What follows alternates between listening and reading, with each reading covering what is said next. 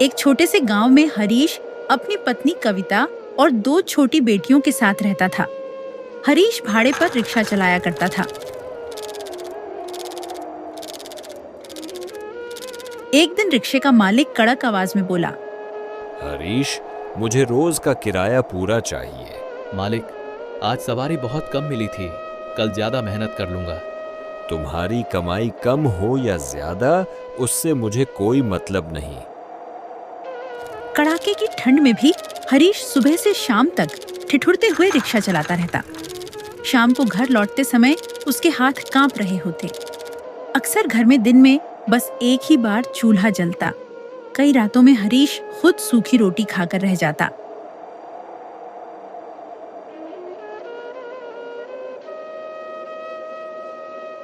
एक ठंडी शाम थी। बर्फीली हवा झोपड़ी की दरारों से भीतर तक घुस रही थी। उसी ठिठुरन भरे माहौल में हरीश की पत्नी कविता ने धीमी और चिंता भरी आवाज में बात छेड़ी। देखिए जी, ठंड दिन दिन बढ़ती जा रही है। बच्चों को ठीक से ओढ़ाने के लिए घर में दूसरी रजाई तक नहीं है। हाँ, सुबह रिक्शा चलाते चलाते हाथ बिल्कुल सुन्न हो गए थे, मगर क्या करें कविता, किराया तो मालिक पूरा ही ले लेता है। आप आज फिर खुद बस सूखी रोटी ही खाकर रह गए ना? मैं तो ठीक हूँ, बच्चों का पेट भर जाए बस वही बहुत है। इन्हीं के लिए तो सब सह रहे हैं।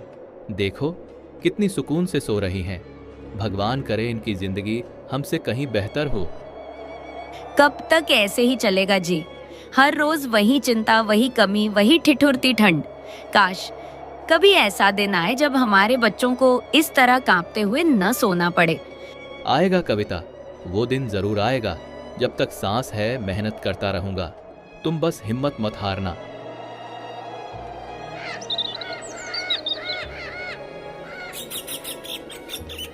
जी, आज ठंड कुछ ज्यादा ही गिर रही है। एक ही कंबल में न बच्चों की ठंड कट पा रही है न हमारी। आप आज बाजार से एक कंबल ले आइए। मन तो मेरा भी है कविता, लेकिन अभी मेरे पास पैसे नहीं हैं। किराया देने के बाद हाथ बिल्कुल खाली रह जाता है। ये लीजिए, ये 100 रुपए मैंने अपनी तरफ से दिए हैं, बड़ी मुश्किल से जोड़कर रखे थे। और जो 100 रुपए आपने अपने दोस्त को उधार दिए थे ना, आज उनसे वापस मांग लीजिए। 200 रुपए हो जाएंगे तो एक कंबल आ जाएगा। तुमने अपने पास से पैसे बचा कर रखे थे, सिर्फ हमारे लिए? अगर हम ही अपने बच्चों के लिए नहीं सोचेंगे तो कौन सोचेगा जी? इस ठंड में उनका यूं कांपना मुझसे देखा नहीं जाता। ठीक है कविता, आज ही दोस्त से पैसे लेकर कंबल ले आऊंगा, चाहे कुछ भी हो जाए। अब इस ठंड में तुम्हें और बच्चों को और नहीं ठिठुरने दूंगा।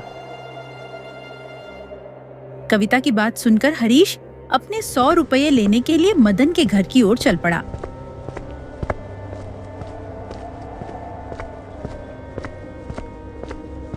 मदन अपने घर के बाहर दरवाजे के पास आग जलाकर बैठा था। ठंड से हाथ सेंक रहा था। हरीश को अपनी ओर आते देख उसने नजर उठाकर उसे देखा और बात करने लगा। अरे हरीश, आओ भाई, आग के पास बैठो। ठंड तो आज हद से ज्यादा है। हाँ मदन, ठंड ने तो कमर तोड़ दी है। सुबह सुबह रिक्शा चलाना बहुत मुश्किल हो गया है। किसी तरह दिन काट रहे हैं। बच्चे भी ठंड में बहुत परेशान हैं। सही कह रहे हो, इस बार सर्दी कुछ ज्यादा ही पड़ रही है। काम धंधा भी ढीला चल रहा है। मदन, एक बात कहने आया था। वो जो 100 रुपये मैंने तुम्हें उधार दिए थे ना, आज बहुत जरूरत पड़ गई है। अगर मिल जाए तो। अरे हरीश, अभी तो मेरे पास भी कुछ खास नहीं है। काम अटका पड़ा है, पैसे हाथ में नहीं आए। समझता हूँ भाई, लेकिन घर में कंबल लेना है, बड़ी मजबूरी है। देखो, जैसे ही कुछ इंतजाम होता है मैं खुद दे दूंगा। आजकल हालात ठीक नहीं है। ठीक है मदन, अगर जल्दी हो सके तो याद रखियो, ठंड बच्चों पर बहुत भारी पड़ रही है। इतनी ही देर में मदन की पत्नी भी भीतर से बाहर आ गई और वहीं खड़ी होकर सब सुनने लगी। सुनिए जी, यह ठीक नहीं है। हरीश भैया ने जब जरूरत थी तब आपकी मदद की थी, तो हमारा भी धर्म बनता है कि उनका उधार समय पर लौट आए। किसी की मजबूरी को टालना अच्छी बात नहीं होती। हरीश भैया, हमारे घर की हालत भी बहुत मजबूत नहीं है, लेकिन फिर भी जो संभव है वह देना चाहिए। ये 70 रुपए मेरे पास हैं, आप अब भी रख लीजिए। बाकी पैसे जैसे ही इंतज़ाम हो जाएगा हम आपको ज़रूर लौटा देंगे। इस कड़ाके की ठंड में बच्चों की चिंता सबसे पहले करनी चाहिए। मदन से पैसे लेकर हरीश के पास कुल 170 रुपये हो गए। उम्मीद लेकर वह कंबल की दुकान पर पहुंचा। क्या चाहिए तुम्हें? जल्दी बोलो, सुबह से ग्राहक लगे हैं। यहाँ खड़े होकर टाइम खराब मत करो। भैया, कोई सस्ता सा कंबल दिखा दीजिए, घर में बहुत ठंड है। ये देखो कंबल, सब बढ़िया क्वालिटी के हैं। सस्ते घटिया माल की दुकान नहीं है ये। साफ साफ बता दूं, 500 रुपये से नीचे का एक भी कंबल नहीं मिलता यहाँ। भैया, मेरे पास अभी सिर्फ 170 रुपये हैं। अगर उसी में कोई कंबल मिल जाए तो। क्या कहा? 170 रुपये? अरे भाई, इतने में तो आजकल ढंग की चादर भी नहीं आती। कंबल की दुकान है ये, दानखाना नहीं। अगर पैसे नहीं हैं तो यहाँ क्यों आ जाते हो? हर रोज़ ऐसे लोग आ जाते हैं, थोड़े पैसे दिखाकर पूरा सामान मांगते हैं। समझ गया भैया, बच्चों के लिए ही देख रहा हूँ। सड़क किनारे फुटपाथ देखो, वहाँ शायद कुछ मिल जाए। यहाँ खड़े रहकर मेरी दुकान मत रोको। जब पूरे पैसे हों तब आना। यूं बेवजह भावुक बातें करने से दाम कम नहीं हो जाते। दुकानदार ने एक एक करके कई कंबल दिखाए, मोटे, रंग बिरंगे, गर्म, लेकिन हर कंबल की कीमत 500 रुपये से कम नहीं थी। दुकानदार की बेरुखी भरी बातें और अपनी जेब की खाली हालत देखकर हरीश का मन टूट गया। मायूस होकर वह बिना कुछ खरीदे घर की ओर लौट पड़ा। चलते चलते उसके कदम भारी होते जा रहे थे और मन में तरह तरह के ख्याल उमड़ रहे थे। कितना आसान होता है लोगों के लिए ताना मार देना। जैसे मैं मेहनत नहीं करता, सुबह से शाम तक रिक्शा खींचता हूँ, तब जाकर ये 100 से 200 रुपए हाथ में आते हैं। क्या गरीब होना ही सबसे बड़ा गुनाह है? कविता ने कितनी आस से पैसे दिए थे, बच्चों के लिए कंबल लाने को कहा था। अब खाली हाथ घर जाऊंगा तो उनकी आंखों में क्या देखूंगा? बेटियां ठंड में कांप रही होंगी और मैं कुछ नहीं कर पाया। भगवान, क्या मेरी मेहनत की कोई कीमत नहीं? क्या मेरी जिंदगी बस यूं ही अपमान सहते हुए कट जाएगी? काश आज कुछ रास्ता निकल आए, बस बच्चों की ठंड तो कट जाए। तभी रास्ते में उसकी नजर एक ठंड से कांपती हुई बुढ़िया पर पड़ी। फटे कपड़ों में लिपटी वह सड़क किनारे बैठी थी। आंखें आसमान की ओर टिकी थीं, जैसे किसी गहरी पीड़ा या बड़ी मुसीबत में डूबी हों। उसे देखते ही साफ लग रहा था कि जिंदगी ने उस पर बहुत जुल्म किए हैं। हरीश एक पल को ठिठका, फिर मन को समझाकर आगे बढ़ गया। लेकिन कुछ ही कदम चलने के बाद उसके पैर अपने आप धीमे पड़ गए। उसका दिल बार बार उसी बुढ़िया की ओर लौट रहा था और वह मन ही मन सोचने लगा, मैं बूढ़ी अम्मा को ऐसे ही नजरअंदाज करके कैसे आगे बढ़ गया? वह भी तो ठंड से कांप रही थी, किसी गहरी परेशानी में डूबी हुई। मेरे पास कुछ नहीं है, फिर भी दिल मान क्यों नहीं रहा? शायद इसलिए कि दर्द का मतलब मैं खुद जानता हूं। अगर मैं ही मुंह फेर लूं तो इंसानियत कहां बचेगी? फिर हरीश वापस बुढ़िया के पास गया। बुढ़िया को ठंड से कांपता हुआ देखकर हरीश को उस पर तरस आ गया। फिर वह बुढ़िया से बोला, अम्मा, आप इस कड़ाके की ठंड में यहाँ क्यों खड़ी हैं? घर क्यों नहीं जाती? बेटा, अब घर कहाँ रहा। एक सेठ से थोड़ा कर्ज लिया था, सोचा था मेहनत करके चुका दूंगी, पर समय पर पैसे नहीं दे पाई तो उसने मेरा घर ही हड़प लिया। उसी दिन से जिंदगी भी जैसे मुझसे छिन गई। तभी से यहीं भटक रही हूँ, कभी मंदिर की सीढ़ियों पर, कभी सड़क के किनारे। अम्मा, क्या आपके कोई बच्चे नहीं हैं? था बेटा, मेरा भी एक बेटा था। उसके पिता के गुजर जाने के बाद मैंने दिन रात मजदूरी की, अपने हाथों के छाले दिखाकर भी उसे पढ़ाया। खुद भूखी रही पर उसे कभी कमी महसूस नहीं होने दी। जब उसकी नौकरी लगी तो शहर चला गया। मैंने सोचा बुढ़ापे की लाठी मिल गई, पर वो फिर कभी लौटकर नहीं आया। कुछ दिन पहले आया था, आंखों में अपनापन नहीं, बस लालच था। बोला पैसे चाहिए, खेत बेचने होंगे, और मेरे सारे खेत बिकवा दिए। अम्मा, मेरी हालत भी कुछ ऐसी ही है। मैं रिक्शा चलाता हूँ, घर में पत्नी और 2 छोटी बेटियां हैं। ठंड से बचाने के लिए कंबल लेने निकला था, पर मेरे पास बस यही पैसे हैं, ज्यादा नहीं हैं। पर आप रख लीजिए, शायद आपकी आज की रात कट जाए। बेटा, तुम्हारे पास खुद कुछ नहीं है, फिर भी तुमने मुझे दिया। भगवान तुम्हारा भला करे। अम्मा, ये पैसे रख लीजिए, बहुत ज्यादा नहीं है, पर शायद आज आपकी ठंड कुछ कम हो जाए। नहीं बेटा, नहीं। तुम्हारे चेहरे से ही दिख रहा है कि तुम्हारे अपने घर में भी कमी है। मैं कैसे ले लूं? अम्मा, अगर आप नहीं लेंगी तो मुझे और ज्यादा तकलीफ होगी।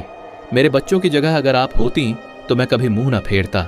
आज अगर मेरे हाथ से किसी की मदद हो जाए तो शायद मेरी बेबसी कुछ हल्की हो जाए। मेरे दुख की वजह से तुम्हारे बच्चों की रोटी कम हो जाए, ये मुझसे नहीं होगा। बेटा, जमाना बहुत बदल गया है। लोग अपने खून के रिश्ते भूल जाते हैं और तुम जैसे इंसान जो पराये होकर भी सहारा देते हैं अब बहुत कम बचे हैं। अम्मा, इंसान के पास अगर दिल जिंदा है तो वही उसकी सबसे बड़ी दौलत होती है। पैसे फिर कमा लूंगा, पर किसी को ठंड में तड़पता छोड़ दिया तो खुद से नजर नहीं मिला पाऊंगा। फिर वह बुढ़िया हरीश से 170 रुपये ले लेती है और हरीश से कहती है, ठीक है बेटा, अगर तुम्हारी यही इच्छा है तो मैं रख लेती हूँ। भगवान करे तुम्हारी मेहनत कभी बेकार न जाए। तुम्हारे बच्चों को वो सुख जरूर मिले जो मुझे अपने ही बेटे से कभी नहीं मिला।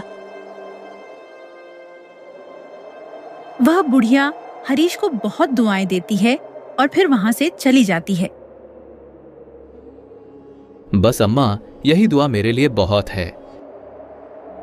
हरीश को उस गरीब बुढ़िया की मदद करके आज बहुत खुशी मिल रही थी, लेकिन दूसरी ओर उसे दुख भी था कि वह अपनी पत्नी के लिए कंबल नहीं ला सका। फिर भी उसे इस बात की तसल्ली थी कि उसने अपनी गरीबी के बावजूद एक नेक काम किया है। यह सोचते सोचते हरीश भी अपने घर चला जाता है। जैसे ही हरीश की पत्नी उसे देखती है तो वह उससे कहती है, जी आप आ गए, कंबल ले आए क्या? बाहर ठंड और बढ़ गई है, बच्चे भी रात में कांप रहे थे। नहीं कविता, कंबल नहीं ला पाया। क्या हुआ जी, पैसे कम पड़ गए क्या? फिर हरीश ने विस्तार से कविता को सारी बात बताई। बाजार गया था, दुकानदार ने बहुत कड़वी बातें कहीं। बोला कि 500 से कम का कोई कंबल नहीं है। वहीं से लौट रहा था तो रास्ते में एक बूढ़ी अम्मा मिली। ठंड से कांप रही थीं, घर भी नहीं था। उन्होंने बताया कि सेठ ने कर्ज के बदले उनका घर छीन लिया। बेटा शहर जाकर उन्हें भूल गया। उनकी आंखों में ऐसा दर्द था कि मुझसे देखा नहीं गया। मैंने वहीं सारे पैसे उन्हें दे दिए। आपने अपने सारे पैसे दे दिए? हाँ कविता, जानता हूँ घर के लिए कंबल जरूरी था, लेकिन उस अम्मा की हालत हमसे भी बदतर थी। लगा अगर आज मदद न की तो सारी उम्र खुद को माफ नहीं कर पाऊंगा। यही सोचकर दिल को तसल्ली दे रहा हूँ। जी कंबल तो फिर भी कभी आ जाएगा, लेकिन किसी बेसहारे की दुआ बहुत बड़ी होती है। आपने बहुत नेक काम किया है जी। शायद भगवान हमें किसी और तरह से सहारा दे दें।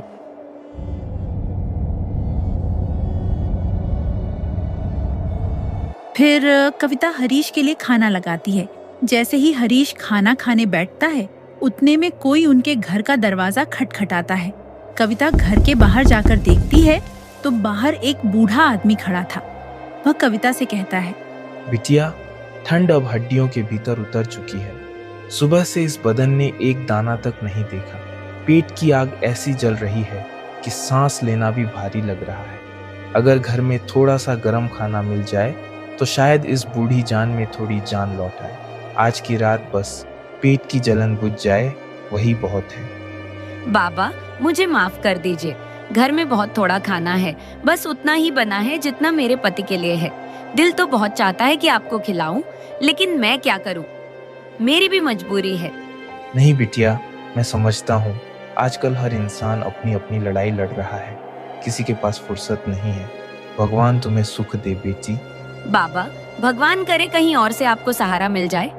कविता की बात सुनकर बुजुर्ग आदमी की उम्मीद टूट जाती है। उतने में ही हरीश घर के बाहर आ जाता है। कविता, बाबा को अंदर बुला लो, बाहर बहुत ठंड है, यूं खड़ा रखना ठीक नहीं। वह बुजुर्ग आदमी से कहता है। हरीश बुजुर्ग आदमी को घर के अंदर ले आता है और फिर कविता से कहता है, जो खाना बना है ना, वो मेरे हिस्से का भी बाबा को ही दे दो, मैं बाद में खा लूंगा। फिर कविता ने वह रोटी बुजुर्ग आदमी को दे दी। बूढ़ा आदमी बहुत ज्यादा भूखा था, इसलिए उसने वह एक रोटी तुरंत खा ली। बेटा, बहू, तुम दोनों पर भगवान की बड़ी कृपा हो। न जाने कितने दिनों बाद आज पेट भर कर खाया है। इस कड़ाके की ठंड में जब हर दरवाजा मेरे लिए बंद था, तुम लोगों ने मुझे अपना समझा। भगवान करे तुम्हारे घर में कभी भूख ना आए, तुम्हारे चूल्हे की आग कभी ना बुझे।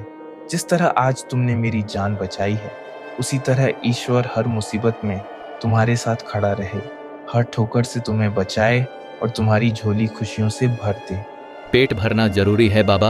इंसान भूखा हो तो ठंड और ज्यादा लगती है। वह बूढ़ा आदमी हरीश और कविता को दुआएं देता हुआ वहां से चला जाता है। अगले दिन कविता ने हरीश से कहा, जी, ये घर में जो थोड़े बहुत पैसे बचे हैं वही सब है। कल से बच्चे भी भूखे हैं और हमने भी कुछ ढंग से खाया नहीं। आज अगर थोड़ा सा आटा दाल ले आई तो किसी तरह गुजारा हो जाएगा। हाँ कविता, बच्चों का पेट सबसे पहले है। मैं अभी जाता हूँ। जी, बस आज का दिन कट जाए तो बहुत है। भगवान आगे का रास्ता भी दिखा देंगे। पत्नी के कहने पर हरीश घर का राशन लेने के लिए बाजार की ओर रवाना हो जाता है।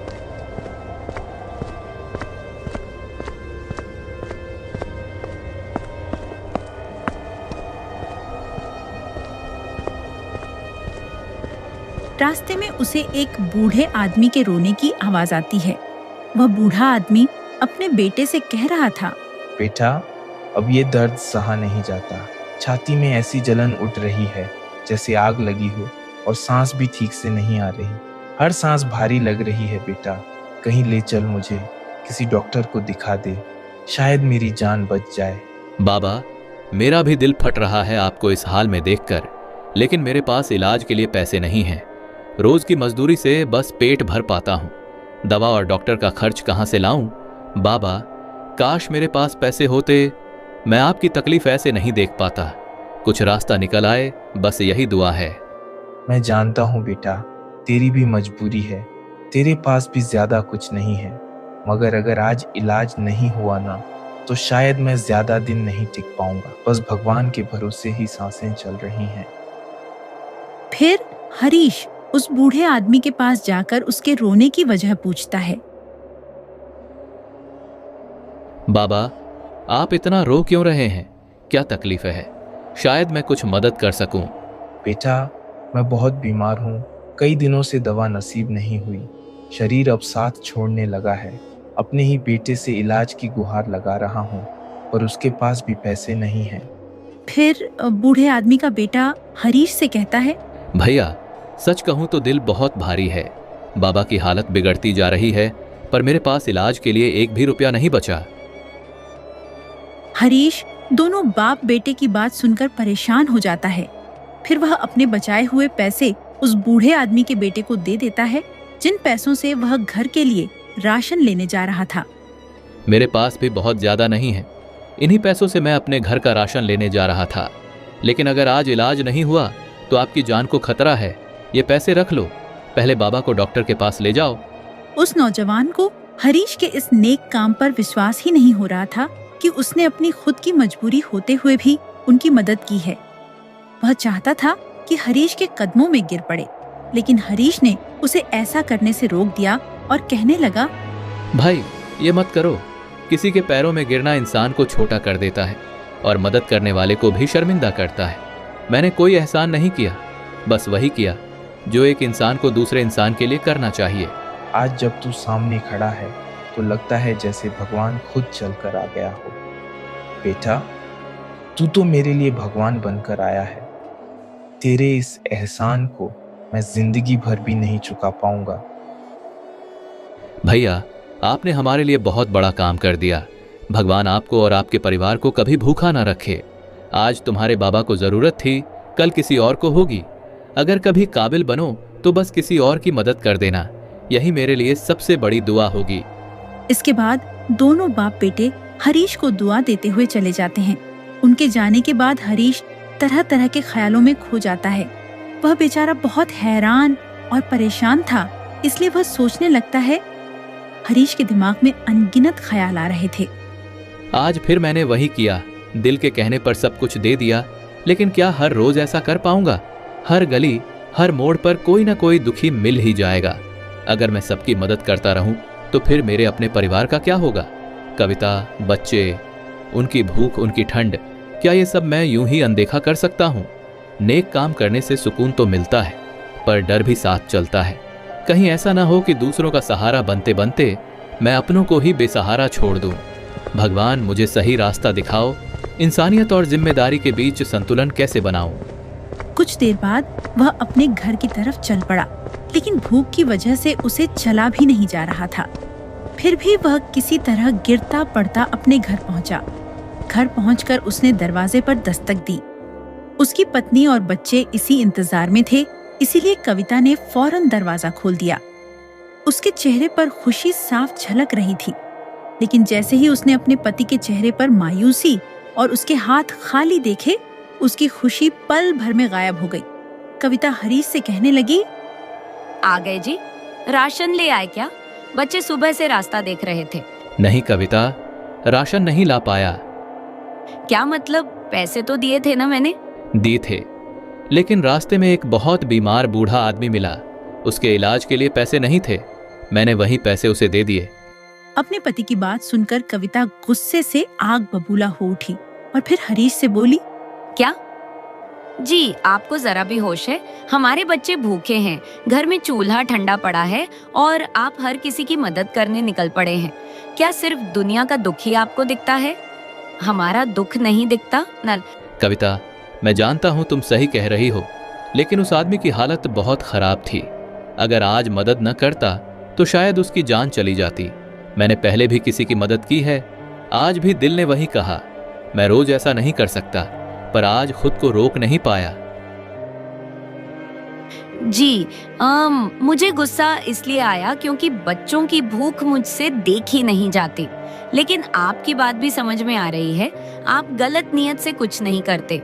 ये लीजिए, इसे सुनार के पास गिरवी रखाइए, इससे थोड़ा राशन आ जाएगा। पेट खाली रहेगा तो न बच्चों से संभाल पाएंगे, न किसी और की मदद कर पाएंगे। कविता, तुम सच में बहुत बड़ी हो। आज तुमने मुझे समझा भी और संभाला भी। बस जी, घर और इंसानियत दोनों साथ चलनी चाहिए। अब जाइए, बच्चों के लिए कुछ ले आइए। फिर हरीश ने कविता से वह पायल ले ली। वह नहीं चाहता था कि सुनार के पास जाकर पायल गिरवी रखकर पैसे लाए, लेकिन बेचारा मजबूर था। हरीश बिना कुछ कहे सुनार के घर की तरफ चल पड़ा। हरीश को अपने घर के बाहर देखकर सुनार बोला, अरे हरीश, आज कैसे आना हुआ? कोई काम है क्या? हाँ सेठ जी, एक छोटा सा काम था, घर में जरूरत आ पड़ी है। कहिए, क्या लाए हो? ये मेरी पत्नी की पायल है, इसे कुछ दिनों के लिए गिरवी रखना है। जितने पैसे मिल जाएं दे दीजिए। ज्यादा भारी तो नहीं है। वैसे आजकल भाव भी ठीक नहीं चल रहा, बहुत ज्यादा उम्मीद मत रखना। सेठ जी, जितना बन पड़े दे दीजिए, बच्चों के लिए थोड़ा राशन लेना है। ठीक है, देख लेते हैं, मगर याद रखना समय पर छुड़ाना पड़ेगा, नहीं तो नियम के मुताबिक पायल मेरी हो जाएगी। हाँ सेठ जी, समझ गया। फिर हरीश सुनार को अपनी पत्नी की पायल दे देता है। पायल लेकर सुनार हरीश को पैसे दे देता है। हरीश पैसे लेकर बाजार से घर का राशन ले आता है। उसके बाद उसकी पत्नी खाना बनाती है और सब मिलकर खाना खाते हैं। खाना खाकर घर के सारे लोग सो जाते हैं।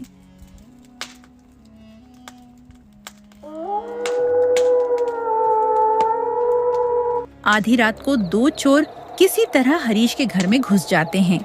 उनके पीछे राजा के सिपाही पड़े हुए थे, इसलिए उनसे बचने के लिए ही वे हरीश के घर में घुसे थे। उनके पास बहुत सारे सोने के सिक्के थे।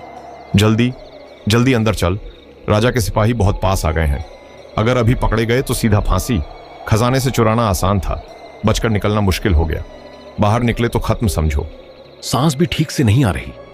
ये सोने के सिक्के बहुत भारी पड़ रहे हैं, लगता है आज जान ही चली जाएगी। ये झोपड़ी गरीब का घर लगता है, यहां कोई शक भी नहीं करेगा। चल यहीं छुपा देते हैं। भगवान कसम, अगर आज बच गए तो फिर ऐसी चोरी का नाम भी नहीं लूंगा। हाँ जल्दी, सोना यहीं रहने दो, जान सबसे बड़ी है। हाँ यही ठीक है, सोना यहीं छोड़ देते हैं। जान बची तो फिर कभी लेने आ जाएंगे। चल निकलते हैं यहां से, सिपाहियों की आहट आ रही है। फिर वे दोनों चोर सोने से भरी सिक्कों की थैली हरीश के घर में ही छोड़कर भाग जाते हैं। सुबह जब हरीश और उसकी पत्नी सोकर उठते हैं तो देखते हैं कि घर में एक थैली रखी हुई है। जी, ये थैली यहाँ कहाँ से आ गई? कल रात तो कुछ भी नहीं था। हरीश ने जब वह थैली खोली तो अंदर सोने के सिक्के देखकर उसके तो होश उड़ गए। हे भगवान, ये तो सोने के सिक्के हैं, इतने सारे। मैंने आपसे कहा था ना जी कि भगवान एक दिन हमारी हालत जरूर बदलेंगे। देखिए, उन्होंने हमारी सुन ली। भगवान, आपका बहुत बहुत धन्यवाद। आपने हमें विश्वास करना सिखाया और आज उसे सच कर दिखाया। हाँ कविता, सच कहती हो तुम। जब हम खुद भूखे थे फिर भी किसी का दिल नहीं दुखाया। आज भगवान ने उसी का फल दिया है। हे प्रभु, आपने हमारी लाज रख ली। आपने दिखा दिया कि सच्चाई और नेकी कभी खाली हाथ नहीं लौटती। चलो कविता, पहले भगवान का नाम लें। जो भी करेंगे ईमानदारी से करेंगे। आज समझ आ गया, भगवान देर करते हैं लेकिन अंधेर नहीं। वे सोने के सिक्के पाकर हरीश कुछ ही दिनों में बहुत धनवान हो जाता है। इसके बाद वह अपने लिए एक बड़ा सा आलीशान मकान खरीदता है और फिर अपनी पत्नी और बच्चों के साथ खुशी खुशी अपना जीवन बिताने लगता है।